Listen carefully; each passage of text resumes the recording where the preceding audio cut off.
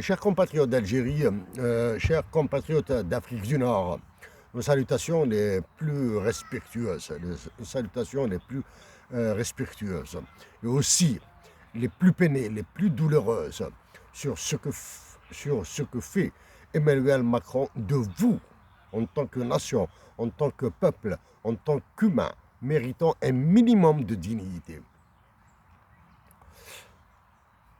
Chers compatriotes d'Afrique du Nord, en parlant de l'Afrique du Nord, nous parlons de l'Algérie, la Tunisie, le Maroc, le Sahara occidental, la Mauritanie, le Mali, le Niger, le Tchad, le Burkina Faso, la République centrafricaine. Nous avons décidé d'inclure la République centrafricaine dans la mesure où elle constitue actuellement l'un des points de vulnérabilité de l'Afrique colonisée par Emmanuel Macron, parmi les plus sensibles. Sans être le plus sensible, la République centrafricaine demeure un point extrêmement fragile. Avant de reparler une énième fois des ravages, de l'état de sévrage dans lequel le roi de France et de ses colonies africaines, le mégalomane président Emmanuel Macron, a mis les nations d'Algérie, de Tunisie, du Maroc, du Sahara occidental, de la Mauritanie, du Tchad, du Niger, du Burkina Faso et de la République centrafricaine. Nous commencerons d'abord par notre pays, l'Algérie. Nous sommes certains que l'Algérie est l'unique État, entre guillemets, qui dispose de toutes les institutions qualifiant l'Algérie de membres à part entière de la Société des États. Vulgairement dit, qui font de l'Algérie un membre de la Société publique internationale. Ça, c'est en apparence. Nous préférons commencer par les ravages que subissent les Algériens, avant de passer aux ravages encore pires que subissent les nations du Mali, du Niger, du Tchad, de la République centrafricaine et du Burkina Faso. La Tunisie est dans une situation quasi dramatique. Le Maroc, même s'il présente une certaine paix sociale, une certaine paix politique, il est dans une situation aussi désastreuse que l'Algérie.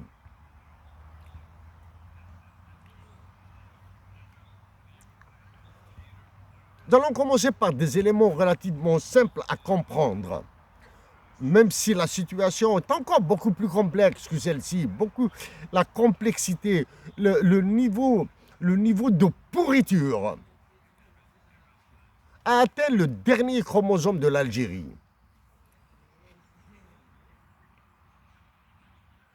Pour le Mali, le Niger, le Tchad, le Burkina Faso, la République centrafricaine, c'est un état de transformation en poussière que vous avez atteint. En Algérie, le dernier cauchemar de l'Algérie,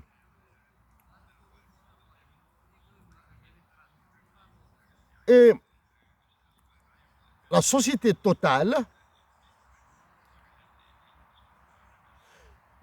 qui va prétendument investir en Algérie, qui va encore pomper les ressources naturelles de l'Algérie, qui va encore se goinfrer pour des clopinettes en Algérie. Ça, c'est le dernier cauchemar économique de l'Algérie. Parlons maintenant de Total. Il y a minimum 4 années de cela. Nous avons envoyé trois exemplaires du livre du professeur à l'Université de Montréal, Alain Deneau, qui parle de Total. Le titre, c'est « De quoi Total est la somme ». Nous avons suggéré aux prétendues autorités publiques en Algérie d'organiser des conférences universitaires animées par des professeurs d'université progressistes qui défendent mieux que les Africains l'Afrique, des professeurs nord-américains qui défendent l'Afrique mieux que les Africains. Mais malheureusement, rien de cela n'a été fait. Est-il possible aux universités algériennes d'inviter des professeurs d'université pour donner des conférences? C'est quasiment chimérique, dans la mesure où les Algériens sont frappés de dépression psychiatrique collective. Nous allons faire une synthèse de ce que subit l'Algérie. Ensuite, nous passerons à ce que subissent les Maliens, les Nigériens, les Tchadiens, les Centrafricains, les Burkinabés. Pour les Marocains et les Tunisiens, nous en avons parlé à plusieurs reprises.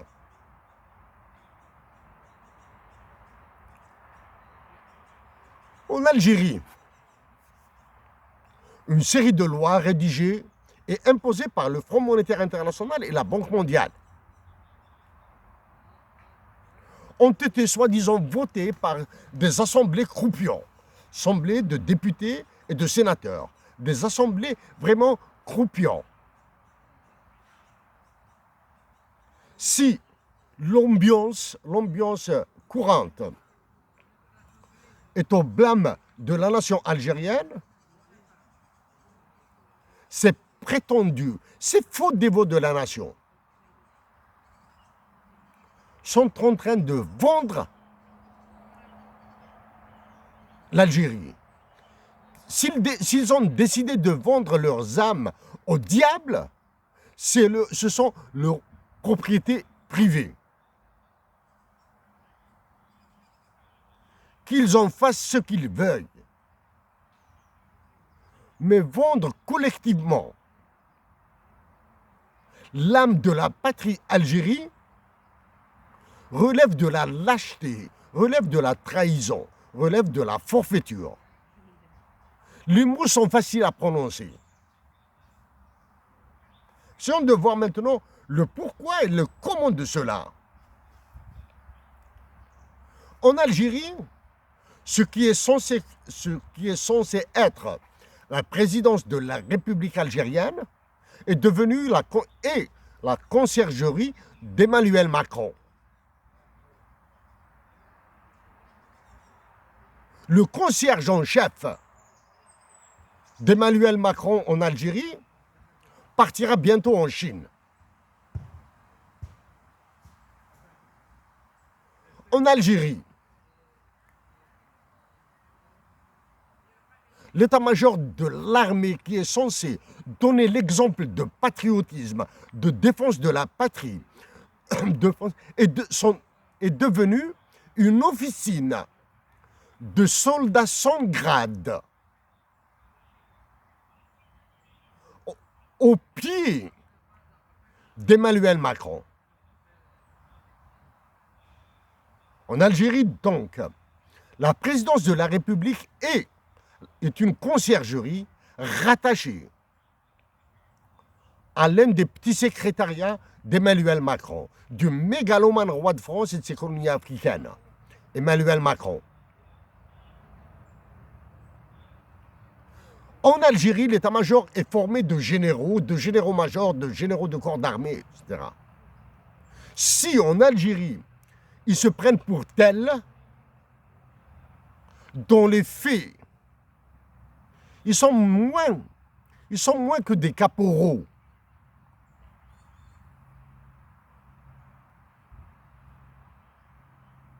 Ils sont des hommes de troupe au service d'Emmanuel Macron.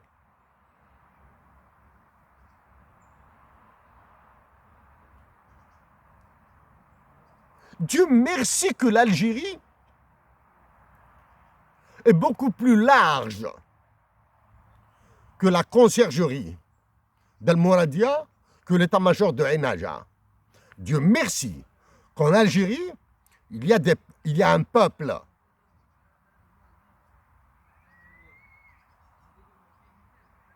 qui est formé aussi de patriotes, d'hommes et de femmes dignes d'être des Algériens. Récemment, à peine avions-nous parlé des banques, qu'une loi dite loi monétaire et bancaire est tombée sur les Algériens. Cette loi dont nous avons parlé à plusieurs reprises et que nous avons anticipée depuis 2015.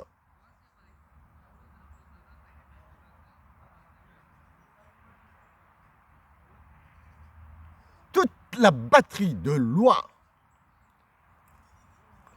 qui s'est abattue sur l'Algérie et celles qui vont s'abattre sur l'Algérie, nous les avons anticipées en 2015, 2016, 2017 et 2018 pour l'essentiel des lois. Reste d'autres lois qui vont venir. Ce sont des lois qui ont été rédigées par le FMI et la Banque mondiale,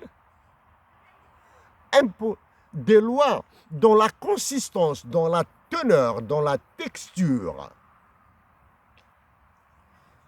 rédactionnelle relève d'une littérature pour enfants de maternelle. Pour enfants de maternelle. Parmi les décisions annoncées, elles ont été annoncées surtout par l'occupant de la conciergerie de Macron en Algérie. L'occupant de la conciergerie, nous rappelons que la conciergerie de Macron en Algérie fait office de présidence de la République. Il s'agit de la privatisation des banques publiques. S'il vous plaît, certaines personnes, certains journalistes qui voudraient s'amuser, certains économistes du FMI surtout en Algérie, qui voudraient s'amuser à jouer sur les mots avec nous, qui s'abstiennent. Donc l'une des décisions prétendument endossée par celui qui occupe la conciergerie d'Emmanuel Macron en Algérie et la privatisation des banques publiques en Algérie.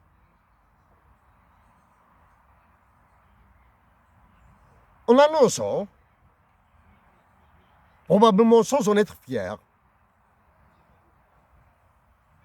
parce qu'il sait qu'il est une toute petite marionnette sans âme.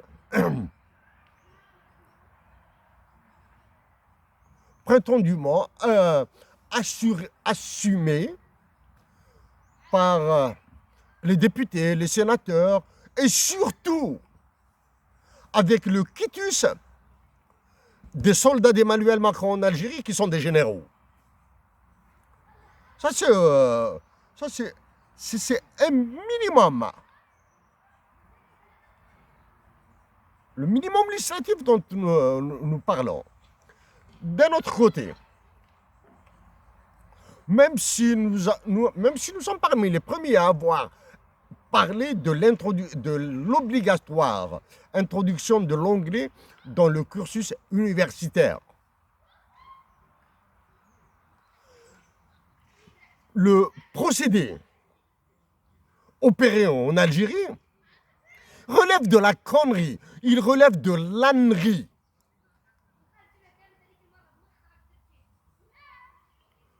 Voilà.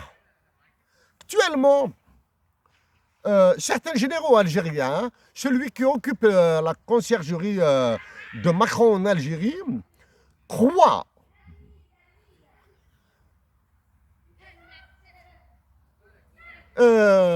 qu'il maîtrise la situation, qu'il domine les Algériens. Actuellement, nous supplions les Algériens de demeurer pacifiques, de résister, d'être résilients.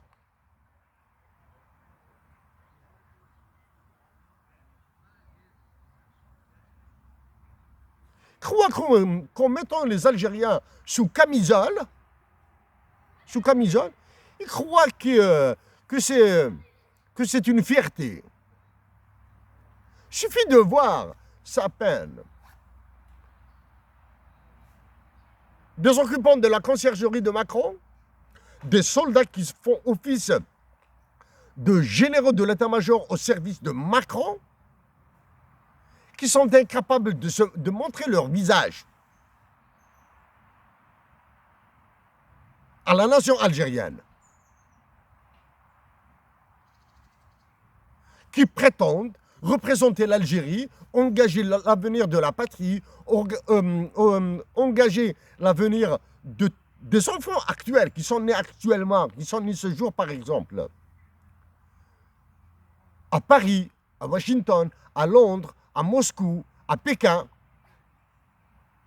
à Rome, à Bruxelles, à Berlin.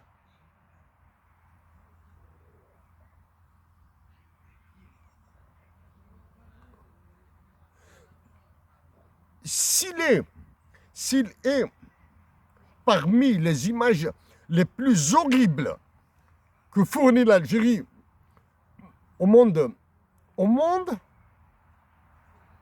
c'est sa représentation à l'étranger.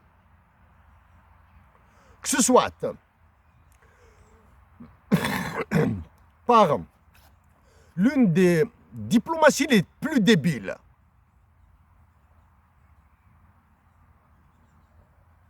soit par une représentation officielle, en parlant de conciergerie de Macron en Algérie. La plus triste, pire que ça, pire que triste, lamentable, pitoyable.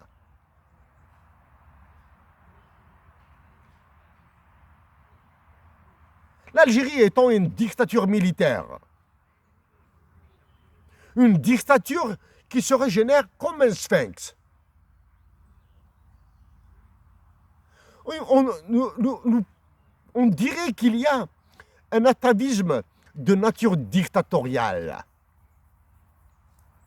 qui se régénère facilement en Algérie.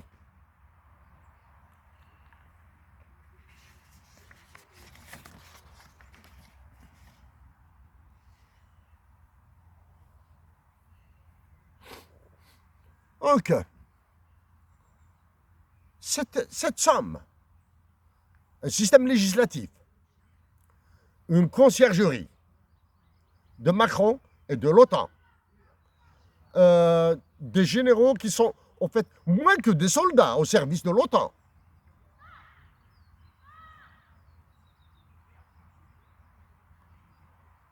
Crois que c'est ça l'Algérie.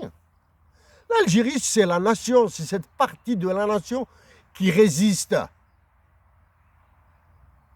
et à qui nous demandons encore de résister, de souffrir dans la dignité, d'être solidaires avec les soldats, les djounouds de l'armée nationale populaire. En parlant de djounouds, des soldats de l'armée nationale populaire, nous incluons les sous-officiers et les officiers subalternes. Nous le disons dès maintenant aux Maliens et aux Nigériens que nous allons nous battre contre l'intervention de l'armée à l'étranger, c'est-à-dire dans vos pays. Nous allons revenir sur cet aspect bientôt là. La dernière insulte qu'a subi la révolution algérienne, dans sa globalité, la dernière insulte qu'a subi la guerre de libération nationale, qui est l'ultime phase de la révolution algérienne, a eu lieu le 4 juillet 2023. Le 4 juillet 2023,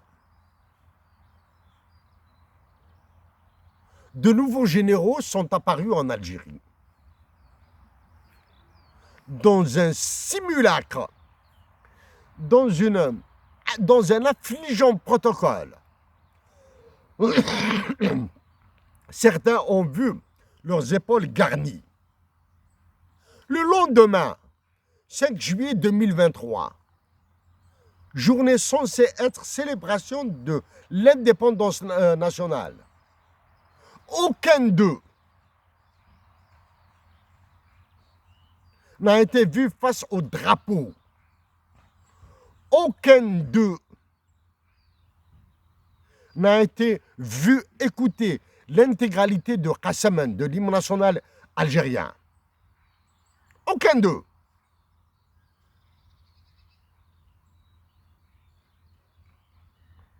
Actuellement, si la réputation des pays africains est formée et constituée d'un seul élément, dictature militaire, c'est l'unique attribut des États africains. L'unique attribut partagé. Dictature militaire. Cet attribut leur fait partager aussi les conséquences de vie sous une dictature militaire. Délabrement politique, délabrement économique, délabrement social, écrasement des peuples. Ce sont les conséquences d'une dictature militaire. Aussi pour les éléments. Certaines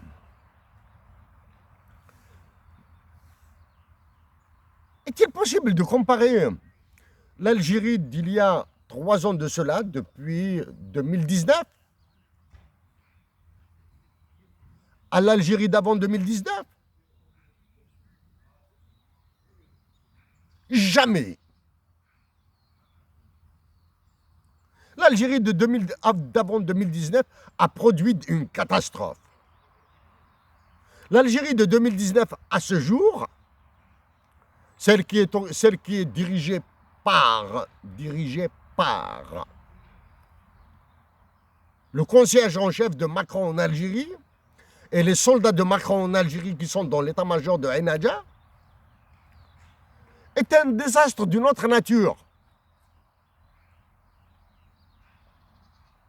Il n'est en aucun cas comparable aux désastres précédents. Dans les désastres précédents, il y avait cet aspect très populiste qui fait croire à la nation algérienne qu'elle est protégée à l'extérieur.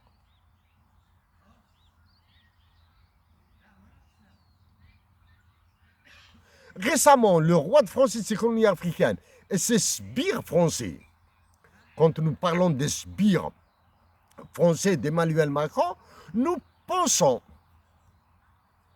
à tous ces journalistes, accessoirement, à des bonhommes comme Éric Zemmour et au plus grand imbécile, au plus grand crétin, au plus grand idiot qui est Xavier Drioncourt, ancien ambassadeur de France en Algérie. En écoutant probablement une dizaine de mots de ce sieur-là. Quelle tristesse, tristesse, quel niveau de tristesse a été atteint par les politiques français, par les diplomates français. L'ambassadeur, l'ancien ambassadeur de France en Algérie, Xavier Driancourt, c'est vraiment un joyau. C'est une perle. C'est un diamant de la connerie, de la stupidité, de l'idiotie, de l'incompétence et de l'étroitesse intellectuelle de l'individu. Si Emmanuel Macron s'accorde le droit pour des raisons, pour des motifs populistes, de dire des conneries concernant l'Algérie, il est dans une logique claire et très efficace actuellement. Emmanuel Macron s'accorde le luxe, tout président qu'il est, de dire des conneries, lui aussi, en faisant endosser la responsabilité de son américanisation forcenée de la France à la guerre d'Algérie, aux Algériens résidant en France, aux Français au motif qu'ils ont qui sont d'extraction algérienne. La France est étranglée. La France est devenue un petit pays. Emmanuel Macron se préparant pour un troisième mandat et voulant officialiser l'américanisation et l'anglo-saxonisation de la France, est en train d'allumer des brasiers en France. Qu'il allume autant de brasiers qu'il veuille. C'est son problème, c'est son affaire. La nation française a des ressorts pour rebondir. Mais malheureusement, actuellement, ces ressorts sont bloqués. Ils sont rouillés. Emmanuel Macron a réussi la merveille, celle d'avoir fait le vide autour de lui. Et en faisant le vide autour de lui, ceux qui décident en Algérie, surtout les militaires, les généraux de pacotille, les militaires du Niger, les militaires du Mali, les militaires du Tchad, les militaires de la République centrafricaine, les militaires du Burkina Faso, sont en train de faire de même. Ces dirigeants des pays, des colonies françaises en Afrique, que nous venons de citer, sont le top. Ils sont au sommet de l'indignité. Ils acceptent de réprimer, de torturer, d'envoyer en prison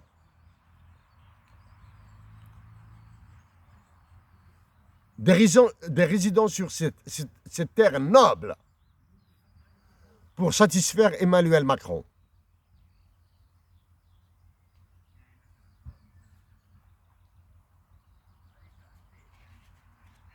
Si nous avons parlé de processus législatif en Algérie, c'est-à-dire de l'Assemblée des députés, de l'Assemblée des sénateurs, du Congrès, d'un Congrès croupiant,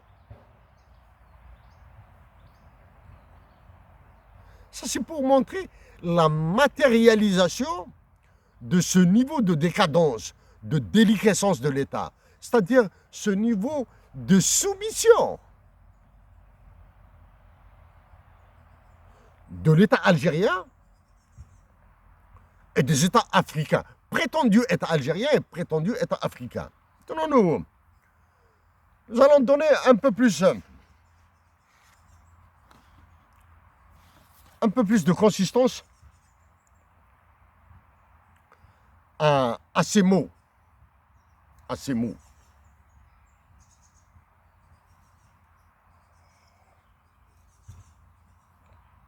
Maintenant que nous avons dit, que nous avons décrit globalement la situation en Algérie et en Afrique du Nord, Maintenant, nous allons aller un peu plus dans le détail. En Algérie, quelle est l'une des blessures de la nation algérienne? Ce sont les innocents qui sont en prison. Des innocents envoyés en prison par des généraux qui sont passés par la prison, qui ont été libérés et qui se retrouvent actuellement à des positions qui leur permettent d'envoyer d'autres Algériens en prison. Voici. C'est la même situation au Mali et au Niger.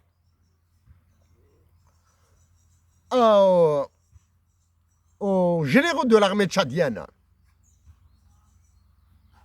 et aux officiers, aux colonels généraux de l'armée malienne et nigérienne.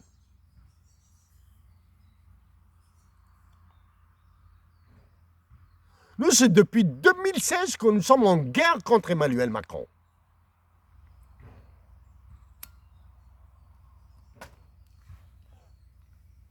C'est depuis 2016 que nous sommes en guerre contre Emmanuel Macron. Nous savions où est-ce qu'il allait avec l'Algérie. Ce qu'il a fait maintenant avec le Mali, le Niger et le Tchad, la République centrafricaine et le Burkina Faso, c'est encore pire que ce qu'il fait en Algérie. Ce que fait Emmanuel Macron en Algérie est indescriptible. Chez vous, au Mali, au Niger, au Tchad, au Burkina Faso, République centrafricaine, il a transformé vos pays en enfer. L'Algérie est déjà un enfer. Les votes sont pires.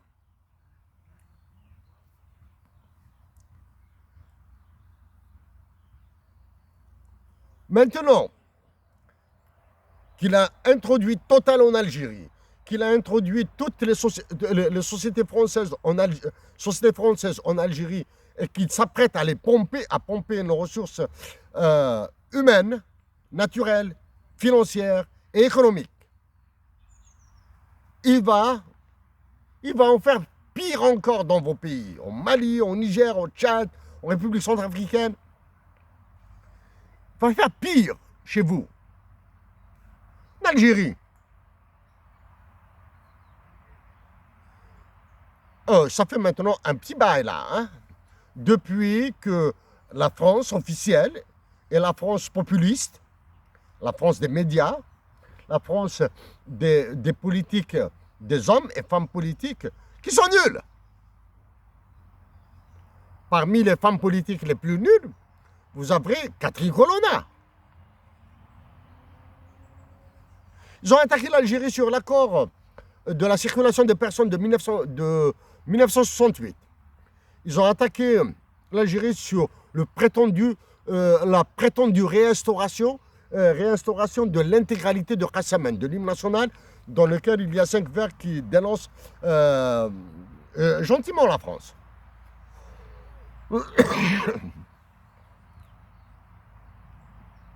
Dans le silence honteux, même pas, dans le silence assumé de la soumission de celui qui est Al-Mouradia et des généraux qui sont à Aïnadja. Ils ont assumé leur silence, c'est-à-dire nous sommes au pied, nous sommes écrasés par Emmanuel Macron et nous sommes incapables de réagir.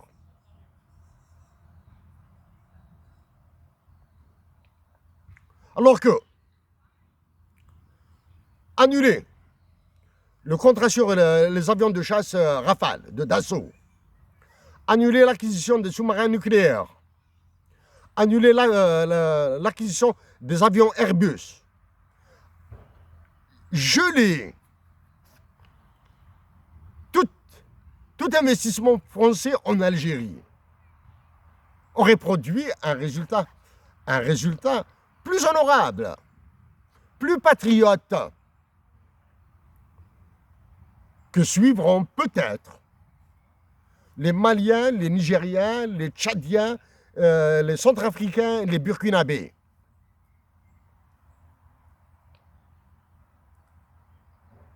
Les militaires du Mali, du Niger, du Tchad, la République centrafricaine, du Burkina Faso, doivent ouvrir très très très grand leurs yeux.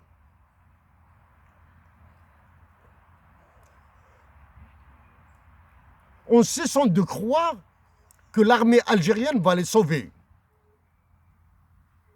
Nous nous battrons contre l'intervention de l'armée algérienne, dans vos pays. Il est hors de question pour nous que nos frères de l'armée algérienne soient de la chair à canon pour les intérêts français au Mali, au Niger, au Tchad, en République centrafricaine, au Burkina Faso. Il est hors de question pour nous de nous taire face à l'intervention des militaires algériens dans vos pays, une intervention qui coûtera des vies humaines, des vies tant algériennes que celles de de nos frères et sœurs du Mali, du Niger, du Tchad, de la République centrafricaine et du Burkina Faso. Il est hors de question de nous taire sur ça. Emmanuel Macron vous impose des constitutions, comme il l'a imposé à l'Algérie.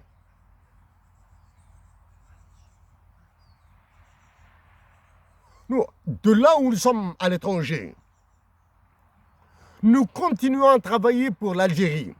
C'est très difficile.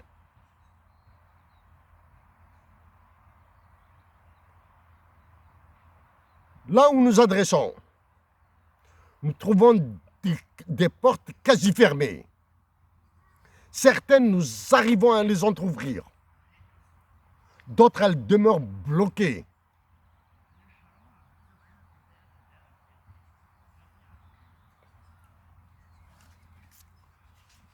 Actuellement, Emmanuel Macron est dans un tourbillon de contradictions. C'est-à-dire, Emmanuel Macron a tellement besoin de sauver sa peau, de satisfaire aux agendas de la trilatérale, du club Bilderberg, de BlackRock,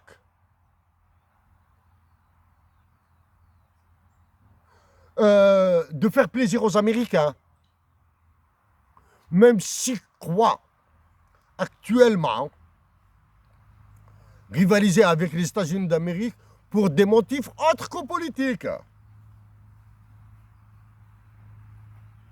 Ils croient. Les néocons, les faucons américains, les conservateurs américains, lui feront boire le calice jusqu'à la lie. Oui, c'est vrai que le plus francophile des diplomates américains, c'est l'actuel secrétaire d'État américain, Anthony Blinken.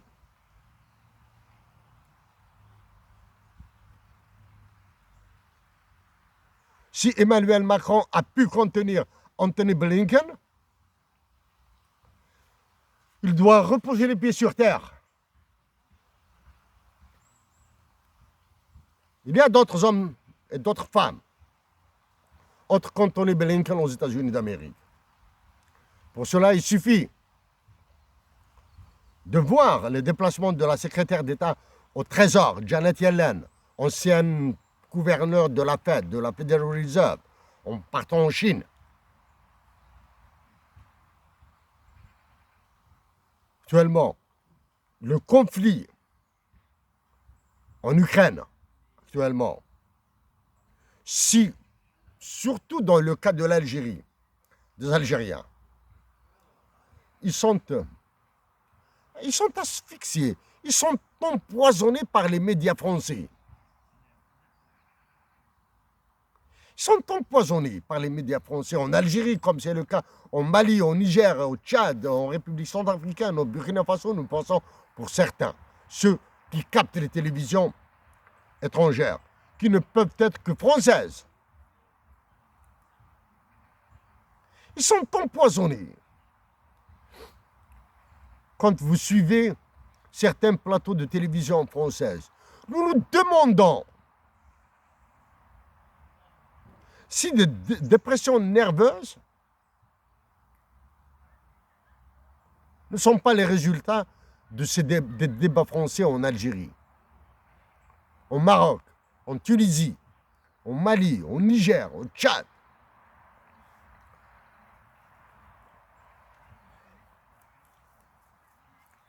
Les militaires au plus haut sommet de l'État du Tchad,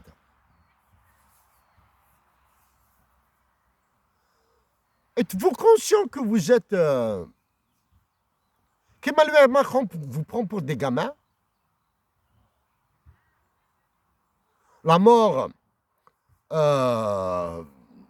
du précédent président du Tchad et les conséquences qui en ont suivi, les conséquences politiques qui ont suivi,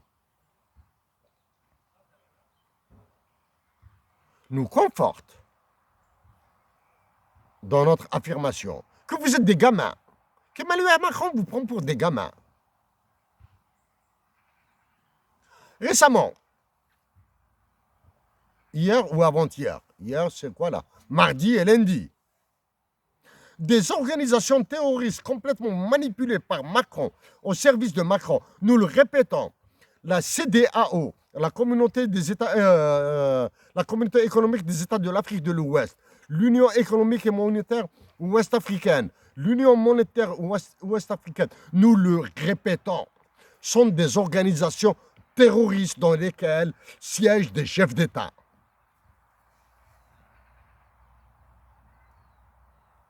Donc, hier et avant-hier, la CEDEAO a sermonné, a donné un avertissement aux autorités militaires maliennes pour qu'ils assurent pour la fin de la transition et le retour à un fonctionnement normal du Mali, du Niger. Monsieur Goïta, Monsieur Bazoum, le général chef de l'État, le fils d'Idriss Déby au Tchad. Croyez-vous au retour du fonctionnement normal de vos États? Bon, d'abord, si nous sommes d'accord que le fonctionnement normal du Mali, du Niger, du Tchad, de la République centrafricaine, du Burkina Faso, et le fonctionnement qui permet à Emmanuel Macron de maintenir la France comme sanction. Ça, oui. La CEDEAO, l'UEMOA est dans son rôle. Nous disons à toutes les nations qui souffrent du franc CFA que vous êtes à la solde d'Emmanuel Macron, que vous valez moins cher que la valeur de vos monnaies.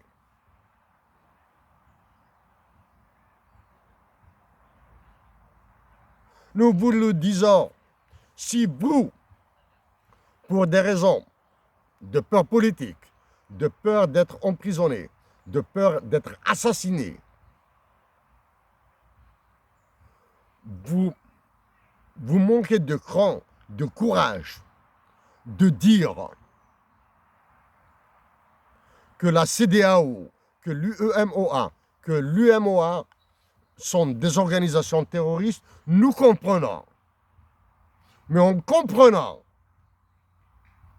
il faudra que vous acceptiez d'être des esclaves, d'être des moins que rien. Pour notre part, nous défions tous les chefs d'État qui siègent au niveau de la CEDEAO, qui siègent au niveau de l'Union économique monétaire ouest-africaine, qui siègent au niveau de l'UMOA. Nous les défions de nous attaquer en justice. importe le tribunal où ils déposeront plainte. Ils ont Genève, ils ont Londres, ils ont Washington, ils ont New York, ils ont Moscou s'ils veulent, ils ont Pékin. Non, en parlant de Pékin maintenant. Celui qui occupe la conciergerie d'Emmanuel Macron en Algérie va partir en Chine. C'est une impression que nous avons. Il y a cette impression dans notre tête qui nous fait dire que les Algériens et les Africains prennent le président de la Chine pour un bisounours, pour un ange, qui est là pour les aider.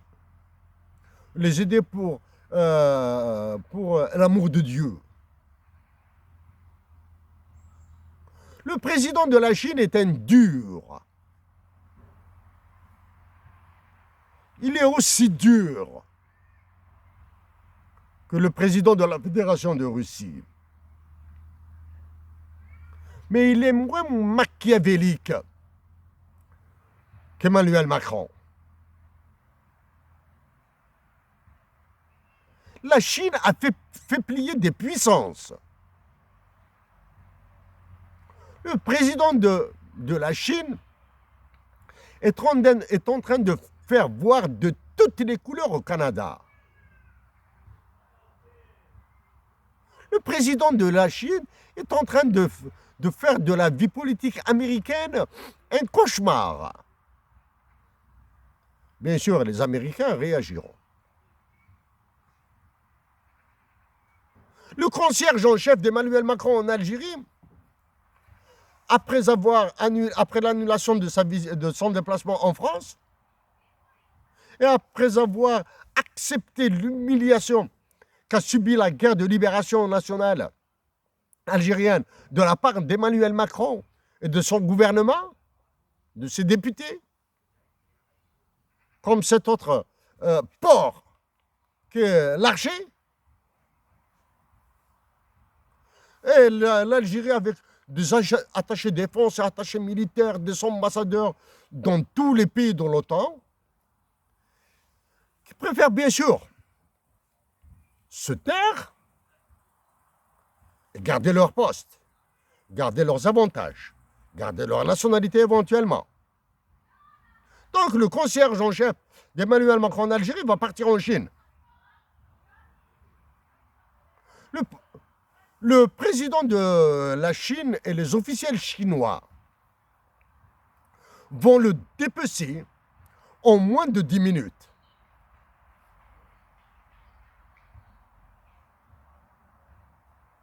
Ils le dépeceront en moins de 10 minutes.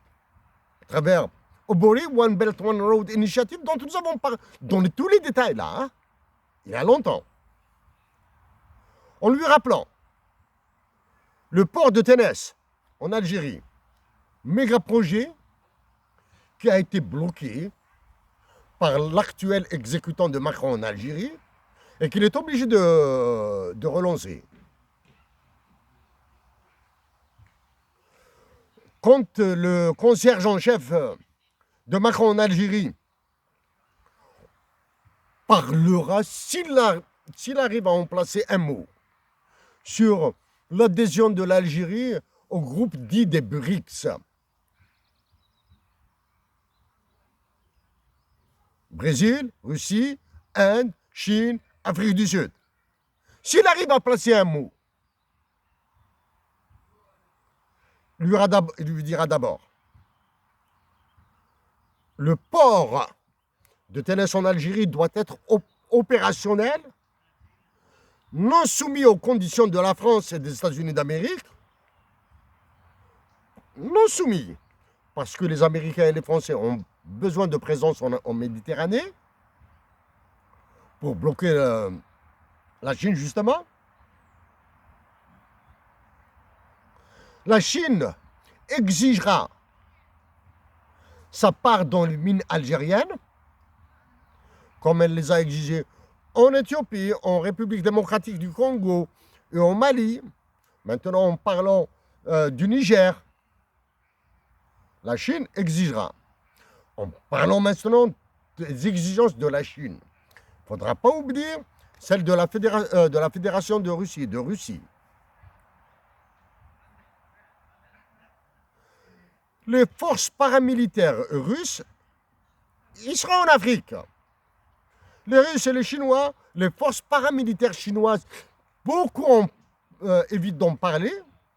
Les Chinois ont des forces paramilitaires.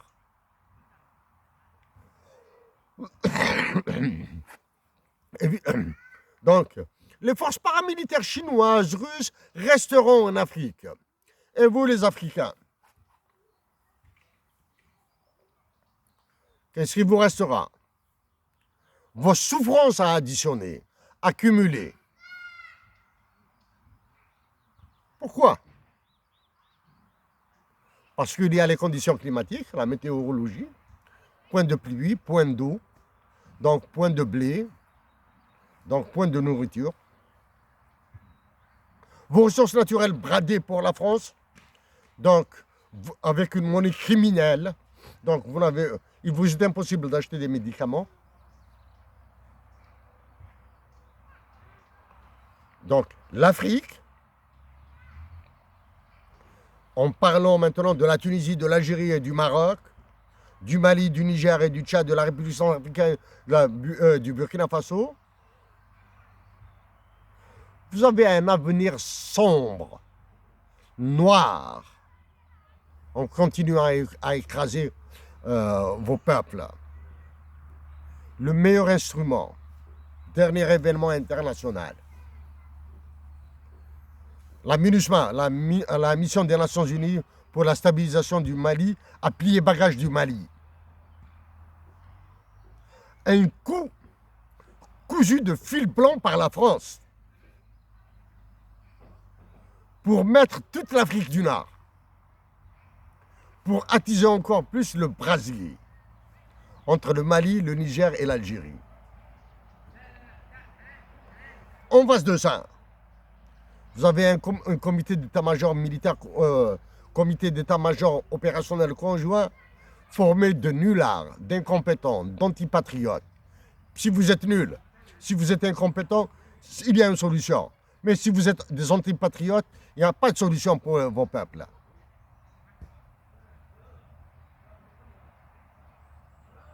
Voilà ce qui reste aux nations nord-africaines. Le Tchad est devenu l'un des, pas le maillon le plus faible, le Tchad est le maillon le plus déglingué en Afrique et le pays maillon le plus déglingué d'Afrique du Nord. Il est suivi de l'Algérie. Ceux qui représentent l'Algérie au niveau international prennent leur nombrilisme pour une force, alors qu'ils doivent reposer les pieds sur terre.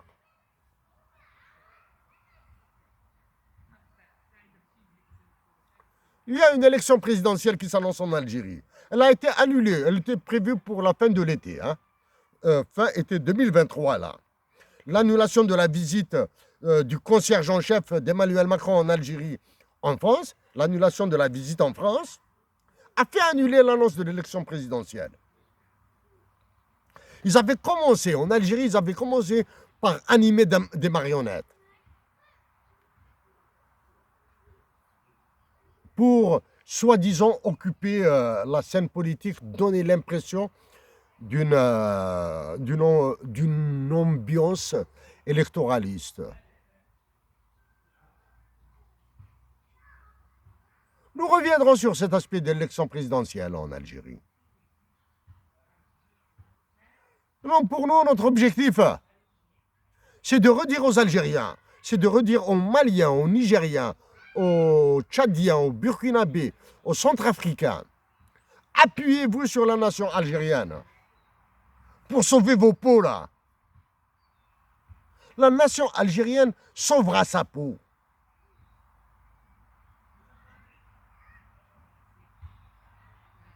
même si elle est sous le feu de toutes les critiques, la nation algérienne sauvera sa peau.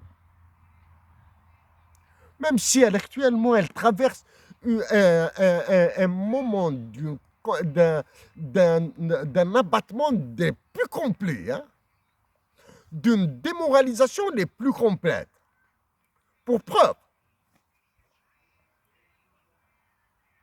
la communauté algérienne qui est silencieuse en France, un silence qui est compréhensible, bien sûr. La précarité sociale, cette droitisation fasciste de la France, précarité sociale, droitisation fascisante de la France, précarité économique, des horizons bouchés en Algérie, bien sûr, des horizons bouchés au Mali, des horizons bouchés au Niger, bien sûr, des horizons bouchés au Maroc, en Tunisie.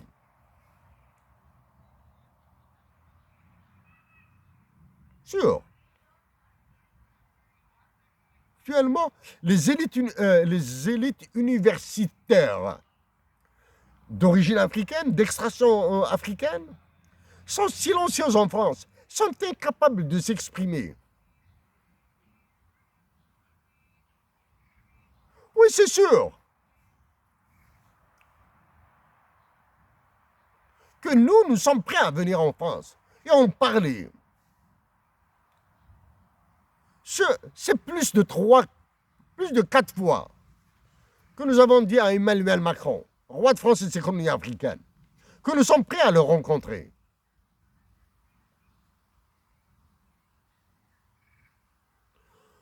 Mais en attendant, nous ferons tout pour lui faire battre les pattes en Algérie.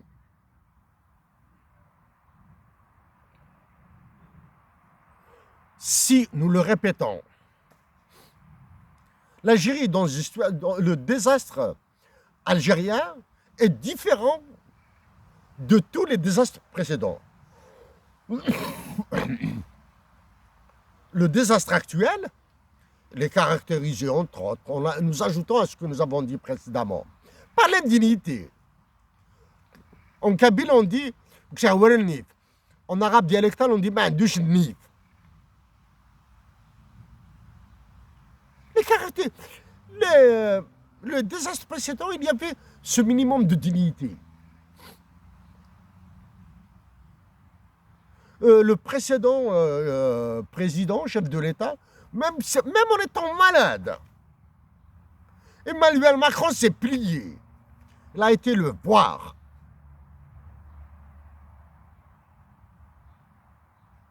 De temps en temps, il y a comme ça. Il y a un sursaut d'orgueil, peut-être d'un orgueil mal placé, hein, parce que dans les faits, la France est maîtresse de l'Algérie. Oui, nous nous sommes battus, nous allons nous bagarrer contre des journalistes français, comme l'imbécile requet, par exemple Benjamin Stora. Nous nous sommes battus contre des universitaires français qui ont été allumés par Emmanuel Macron sur le franc CFA, sur l'ONU en Afrique, etc. Actuellement, les Africains peuvent compter sur le diable, mais pas sur Antonio Guterres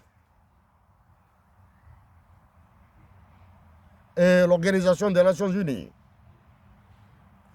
Récemment, après le renouvellement en partie du Conseil de sécurité de l'ONU, l'Algérie et la Sierra Leone ont été élus. Vous avez la preuve que l'élection de l'Algérie et la Sierra Leone, et même de tout le Conseil de sécurité de l'ONU, c'est une coquille vide.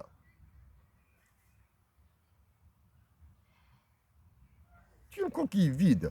Chers compatriotes d'Algérie, chers compatriotes d'Afrique du Nord,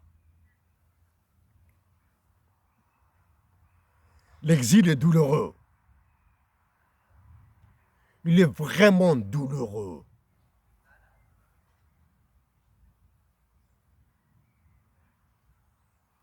l'exil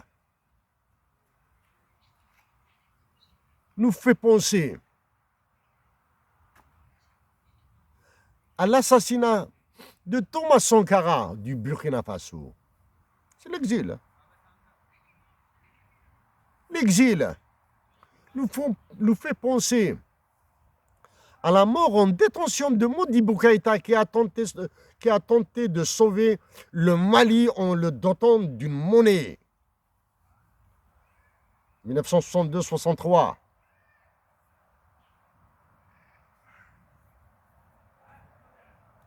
L'exil nous fait penser à l'assassinat de Laurence Matoub. L'exil nous fait penser à l'assassinat cardiaque de Hussein Aït Ahmed et d'autres. Hussein Aït Ahmed a été victime d'un assassinat particulier. Ils ont assassiné son cœur. Ils n'ont pas assassiné la personne. Ils n'ont pas tiré sur la personne. Hussein Aït Ahmed est parti avec un cœur blanc, mais un cœur qui saigne.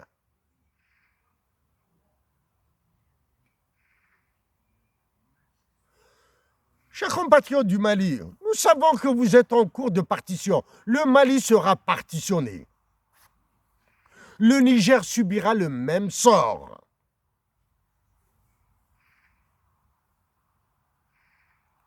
Le Tchad est dans un processus encore plus machiavélique, parce que c'est un processus qui réglera les problèmes de la France sur 50 ans, sur 75 ans.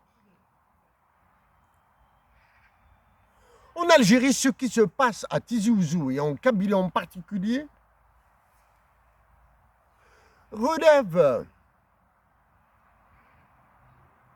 des meilleures prouesses des plus grands diables. Tizi Ouzou continue à être le foyer, un foyer thermomètre pour le maintien des généraux et de leur relais en Algérie.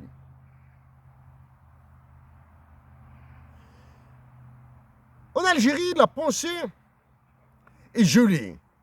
La réflexion est refroidie. Elle est congelée. Comme si Hussein Aït Ahmed ne méritait qu'un stade, même si le maximum que puisse mériter Hussein Aït Ahmed était de donner son nom à un stade. Un stade actuellement, les stades de football en Algérie sont des stades où la magouille, la corruption, le népotisme, le clientélisme, le régionalisme se jouent sur le stade, sur un terrain de football, avec des buts, avec des commentateurs, avec des spectateurs.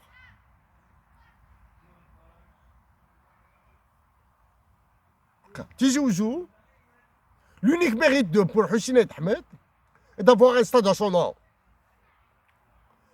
À Tizi Ouzou, l'unique mérite de Lounas Matoub est d'avoir existé. Et on commémore l'assassinat de la vérité sur sa mort. Il est impossible aux Algériens de penser que Hussein Aït Ahmed mérite une université en son nom.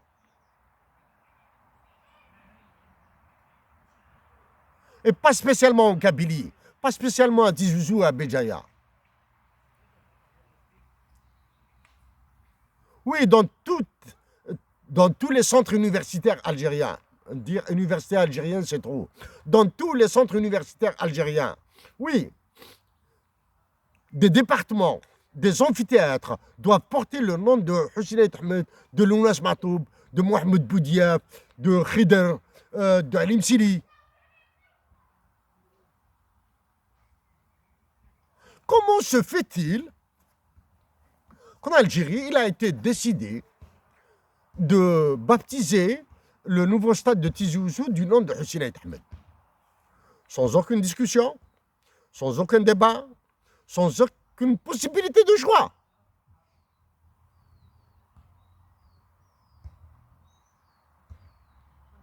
Hussein Ait Ahmed, si nous pouvions écouter son dégoût de là où il est en train de pester contre son processus. Quand ce sont des vauriens, des minables, qui ont décidé qu'un stade va porter le nom de Hussein Ait Ahmed. Quand ce sont des minables, des vauriens, quand c'est une série de mafias qui a décidé d'exclure Lounas Matoub.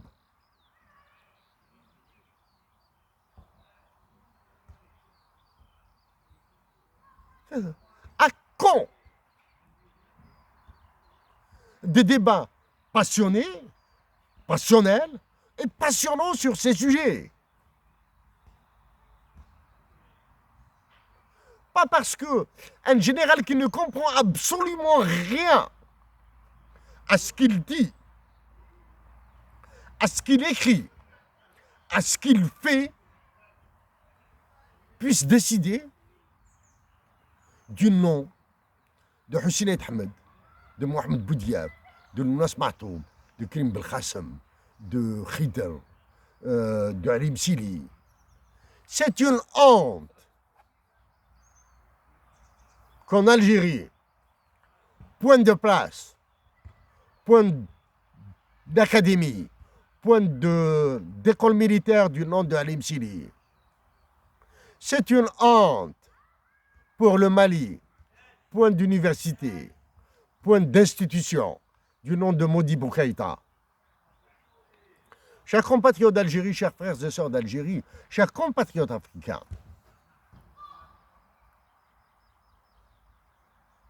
même si nous sommes un pot de terre, nous allons continuer à nous battre contre ces pots de fer.